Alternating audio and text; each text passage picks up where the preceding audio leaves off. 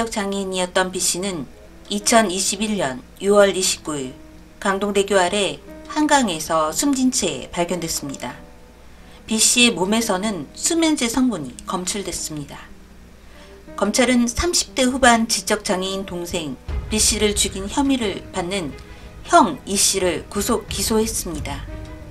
E씨는 왜 지적장애인이었던 동생 B씨에게 수면제를 먹이고 강물에 빠뜨려 숨지게 만들었을까요?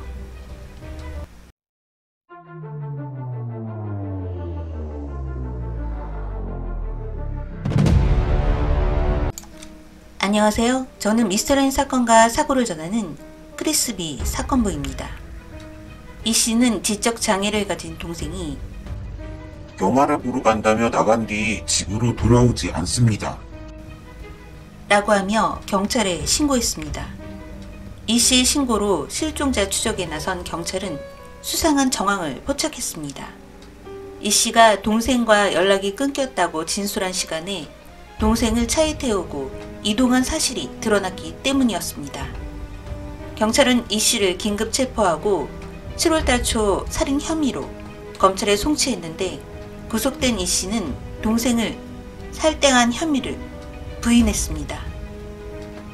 E씨는 동생을 물에 빠뜨린 직후 경찰에 동생이 귀가하지 않고 있다고 실종신고를 했는데 경찰이 CCTV를 토대로 동생의 행적을 확인하는 과정에서 거짓말이 드러났습니다. E씨는 신고한 이후 이튿날 긴급 체포됐습니다. 국립과학수사연구원 감정 결과 동생 몸에서 수면제가 검출됐습니다. 검찰은 경찰이 사건을 송치한 후 추가 수사를 통해 E씨가 여러 지인들에게 수면제를 요구한 사실, 수면제를 약으로 속여서 먹인 사실 등을 밝혀냈습니다. E씨는 수사 결과 40억 원가량의 상속 분쟁 때문에 동생을 죽음에까지 몰고 간 것으로 조사됐고 E씨를 살땡죄 및 맛땡관리법 위반 혐의로 구속 기소했습니다. 구속 이후 조사 결과 E씨는 2021년 6월 28일 오전 1시쯤 동생에게 술이 섞인 음료수를 마시게 한 후 수면제를 약이라고 속여 먹게 한 것으로 조사됐습니다. 그는 잠에 빠진 동생을 물에 밀어 빠뜨려 숨지게 했던 것입니다. 경찰은 휴대전화 포렌식 등을 통해 E씨가 마취와 관련한 단어를 검색한 기록과 지인으로부터 다량의 수면제를 구한 사실도 확인했습니다.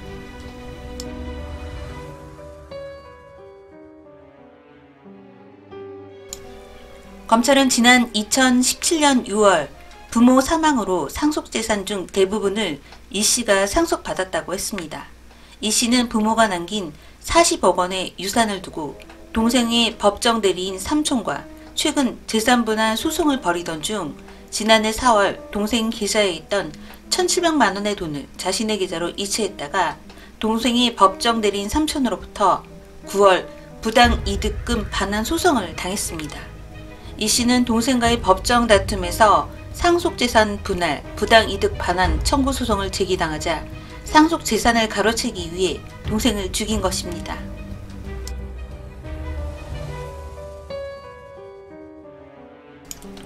E씨 동생의 사망으로 인해서 경찰은 수사를 하게 됐고 4년 전 60대였던 형제의 부모가 하루 간격으로 숨졌다는 부분을 수상하게 생각했습니다.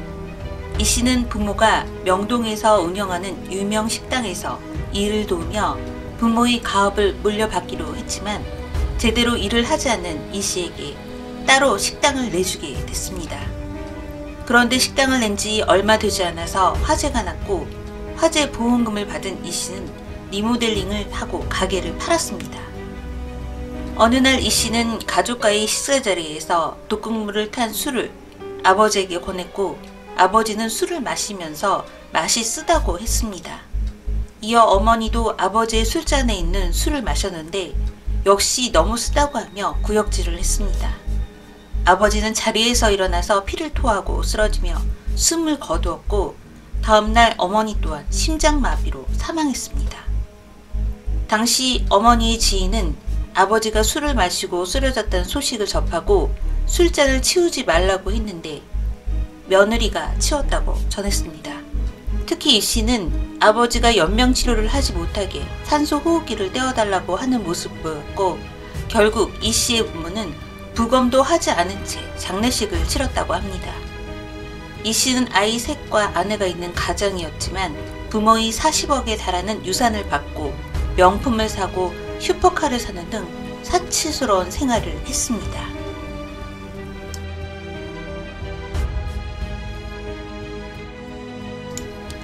이 씨는 40억의 재산을 빨리 받기 위해 부모님의 목숨을 끊었고 지적 장애인인 동생의 돈까지 노렸습니다. 이 씨는 부모님의 식당에서 차근차근 일을 배우고 가업을 잊지 않고 부모님이 피땀 흘려 만든 재산을 흥청망청 쓰기 위해 폐륜 범죄를 저질렀으며 자신을 따르던 지적 장애인 착한 동생까지 죽음으로 이끌었습니다. 이 씨가 죽음으로 몰고 간 부모에 대한 증거가 과연 나올지 나오지 않는다면 이 씨의 형량이 가벼워질지 걱정이 됩니다. 그가 최고의 형량을 받게 돼서 절대 사회에 나와서 또다시 부모의 돈을 헛되게 쓰는 일이 없기를 바라며 자신의 잘못을 꼭 반성하고 뉘우치기를 빌겠습니다. 그리고 삼가 고인의 명복을 빕니다. 여러분의 생각이 궁금합니다. 저는 크리스비 사건부였습니다. 시청해 주셔서 감사합니다.